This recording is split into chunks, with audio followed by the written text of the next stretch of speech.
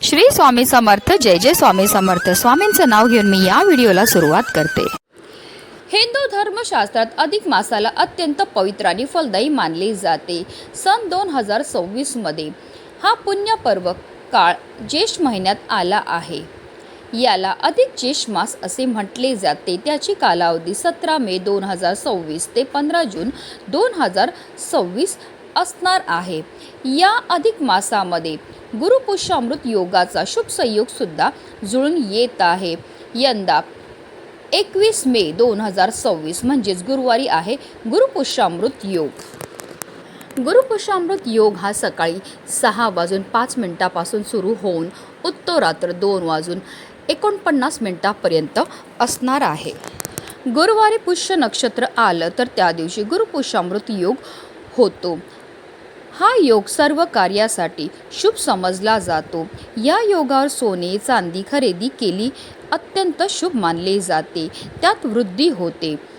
अशुभतेपासून वाचण्यासाठी गुरुपुष्यामृत योग श्रेष्ठ आहे. पुष्य नक्षत्र सर्व प्रकारच्या कार्यासाठी अत्यंत शुभ मानले गेले आहे.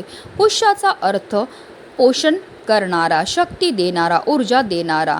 पुष्याचे आधीचे नाव तिष्य असे. त्याचा अर्थ आहे शुभ, सुंदर, सुख संपदा देणारा. पुष्य नक्षत्र अतिशय शुभ आणि कल्याणकारी आहे. ऋग्वेदात पुष्याला तिष्य म्हणजेच मंगलदायक किंवा मांगलिक तारा असे म्हणण्यात आले आहे. गुरुपुष्यामृत योगामध्ये माता लक्ष्मीच्या पूजनाला विशेष महत्त्व दिलं जातं. तसेच आपल्याला या पूजेसोबत लक्ष्मी स्तोत्राचे पठण करायचे आहे. असं केल्याने जीवनात सुख समृद्धी येते. लक्ष्मी देवीच्या कृपेने धनप्राप्ती होते. पैशासंबंधित काही समस्या असतील तर गुरुपुष्यामृत योगामध्ये लक्ष्मीची पूजा करावी. गुरुपुष्यामृत योगामध्ये पूजा, मंत्र, तंत्र, संकल्प, साधना, जप करण्यासाठी उत्तम आहे. या दिवशी हाती घेतलेल्या कामामध्ये यश मिळण्यासाठी आपल्याला आपल्या कुलदेवीची मनोभावे पूजाही करायची आहे. अक्षय तृतीयेप्रमाणे हा दिवस शुभ मानला जातो. या योगात तुम्ही जे काही काम करतात ते यशस्वी होते. कुटुंबाची प्रगती होते. पुष्य नक्षत्राला नक्षत्रामध्ये श्रेष्ठ मानले गेले आहे. तर गुरुवार हा बृहस्पती या शुभ ग्रहाचा वार असल्यामुळे ज्ञान, संपत्ती आणि समृद्धीचा कारक मानला जातो. पुष्य नक्षत्राचे स्वामी शनिदेव असून त्याचे देवता बृहस्पती आहे. गुरुवारचा संबंध भगवान विष्णू आणि बृहस्पती या दोघांशी असल्यामुळे या दिवशी केलेले कोणतेही उपाय किंवा सेवा अतिशय प्रभावी मानल्या जातात. शास्त्रानुसार लक्ष्मी देवीचा जन्म याच दिवशी झाला होता. त्यामुळे संपत्ती, सौख्य, समृद्धी आणि यशासाठी हा काळ अत्यंत अनुकूल मानला जातो. आणि म्हणूनच गुरुपुष्यामृत योगामध्ये आपल्याला काही प्रभावी उपाय आणि सेवा करायच्या आहेत. आणि म्हणूनच गुरुपुष्यामृत योगामध्ये तुम्ही काही नाही केलं तरीही चालेल, पण गाईला खाऊ घाला.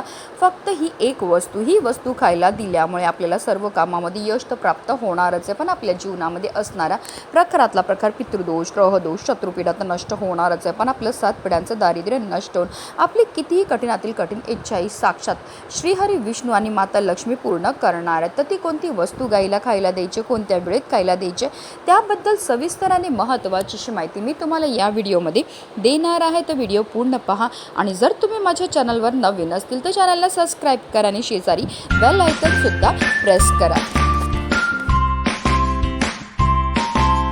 गुरुपुष्यामृत योगाच्या दिवशी आपल्याला ब्रह्ममुहूर्तावर उठायचं आणि अंथरुणामध्येच आपल्याला श्रीहरी विष्णू, माता लक्ष्मी, त्याचबरोबर आपल्या कुलदेवीचं, महादेवांचं, गणपती बाप्पांचं, तसेच देवगुरु बृहस्पतींचं स्मरण करायचं. स्नान करायचे. स्नान करताना आवर्जून आंघोळीच्या पाण्यामध्ये आपल्याला चिमूटभर हळद आणि गंगाजल टाकून स्नान करायचं. असं केल्यामुळे आपल्या तनाबरोबर आपल्या मनाची सुद्धा शुद्धीही होत असते. आणि पवित्र तनाने, पवित्र मनाने केलेल्या प्रत्येक कार्यामध्ये आपल्याला 100 पटीने पुण्य हे प्राप्त होत असतं. त्यानंतर आपल्याला स्वच्छ वस्त्र परिधान करायचे.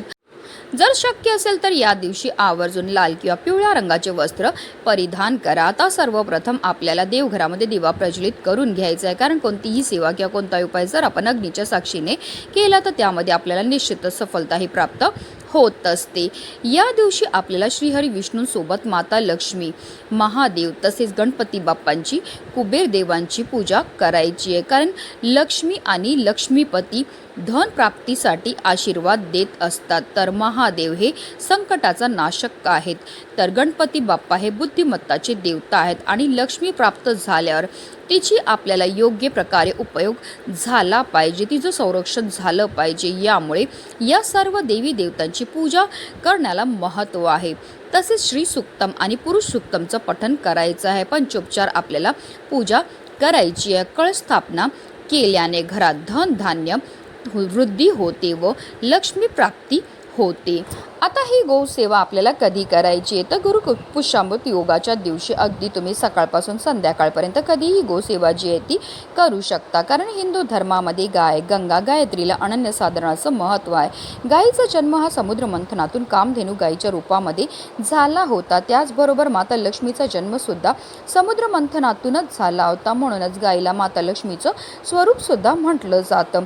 गायीच्या शरीरामध्ये 33 कोटी देवी देवतांचा निवास असतो। गाय 11 रुद्रांची आई आहे, 8 वसूंची कन्या आहे, 12 आदित्यांची बहीण आहे आणि अमृतरूपी दूध देणारी आहे। जो व्यक्ती गोसेवा करतो त्याच्या सर्व इच्छा तर पूर्ण होतातच होतात, पण त्याला मृत्यू पश्चात स्वर्गाची प्राप्ती सुद्धा होत असते। साक्षात श्रीहरी विष्णूंनी सुद्धा आपल्या कृष्ण अवतारामध्ये गोसेवा केली होती आणि म्हणूनच त्यांना गोपाळ हे नाव सुद्धा मिळालं होतं, आणि म्हणूनच आपल्याला सुद्धा आवर्जून गुरुपुष्यामृत योगाच्या दिवशी ही गोसेवा जी आहे ती करायची आहे। तर ही गोसेवा करण्याकरता आपल्याला घरामध्ये सगळ्यात पहिली चपाती जी आहे ती गाईकरता तयार करायची आहे। कणिक मळायचं आहे, मळताना त्यामध्ये आपल्याला थोडीशी हळदही घालायची आहे। गुरुपुष्यामृत योगाच्या दिवशी हळदीला अनन्यसाधारण असं महत्त्व आहे। हळद टाकल्यामुळे आपल्या कुंडलीतील गुरुग्रह बलवान होतो, आणि जर आपल्या कुंडलीतील गुरुग्रह बलवान झाला तर त्यामुळे आपल्या जीवनामध्ये असणाऱ्या ज्या आर्थिक समस्या त्यापासून आपल्याला मुक्तता तर मिळतेच मिळते, पण आपल्याला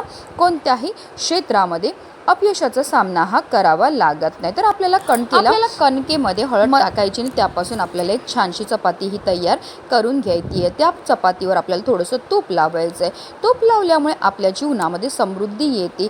तसेच त्या चपातीवर आपल्याला मूठभर हरभऱ्याची जी डाळ असते, जिला चण्याची डाळ आपण म्हणतो, ती सुद्धा भिजवून ठेवायची। हरभऱ्याच्या डाळीला साक्षात श्रीहरी विष्णूचं रूप म्हटलं जातं, आणि गुरुपुष्यामृत योगाच्या दिवशी हरभऱ्याच्या डाळीला खरेदी करण्याला सुद्धा विशेष महत्त्व हे दिलं जातं। तुम्ही सोने चांदी खरेदी नाही केलं तरीही चालेल, पण अगदी 10 रुपयाची का होईना तुम्हाला आवर्जून हरभऱ्याची जी डाळ असते ती खरेदी करून आपल्या घरी आणायची आहे। अशी ही हरभऱ्याची डाळ आपल्या घरी आणल्यामुळे साक्षात श्रीहरी विष्णूंना आपल्या घरी आणल्यावर आपल्याला पुण्य हे प्राप्त होत असतं। तर आपल्याला मूठभर हरभऱ्याची डाळसुद्धा त्या चपातीवर ठेवायची। तसेच त्याचबरोबर आपल्याला गुळाचा खडासुद्धा त्या चपातीवर ठेवायचा आहे। गाईला गुळ खायला दिल्यामुळे आपल्या कुंडलीमध्ये असणारे जे ग्रह दोष आहेत त्यापासून आपल्याला मुक्तताही मिळत असते। राहू, केतू, शनी, मंगळ दोषापासून आपल्याला मुक्तताही मिळत असते। किंवा तुम्ही गाईला पिवळी केळीसुद्धा खायला देऊ शकतात, किंवा अगदी हिरवा चारासुद्धा गाईला खायला देऊ शकतात। गाईला हिरवा चारा खायला दिल्यामुळे आपल्या कुंडलीतील बुध ग्रह हा बलवान होतो। बुध ग्रह हा नोकरी, व्यवसाय, करिअरशी संबंधित मानला जातो। तर ज्या लोकांच्या कुंडलीमध्ये बुध ग्रह बलवान होतो त्यांना नोकरी, व्यवसाय, करिअरमध्ये भरभरून यश हे प्राप्त व्हायला लागतं। तर या 3 वस्तूंपैकी आपण कोणतीही एक वस्तू खायला देऊ शकता, की अगदी तुम्ही या तिन्ही वस्तू ज्या आहेत त्या गाईला खायला दिल्या तरीही चालणार आहे।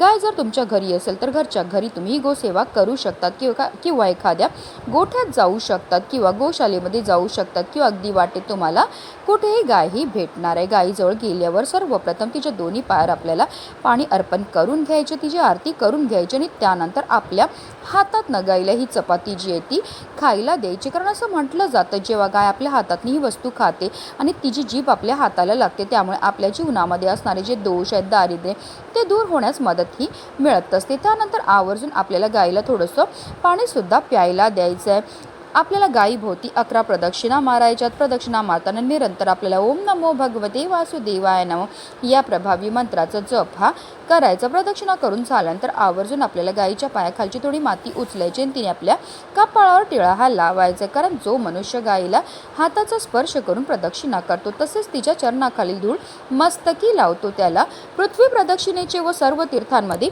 स्नान केल्याचे पुण्य हे प्राप्त होत असतं। आता जर गाय स्पर्श करून देत असेल तर आवर्जून आपल्याला गायीच्या पाठीवर हात फिरवायचे आणि आपल्या मनातली इच्छाही बोलायची आहे.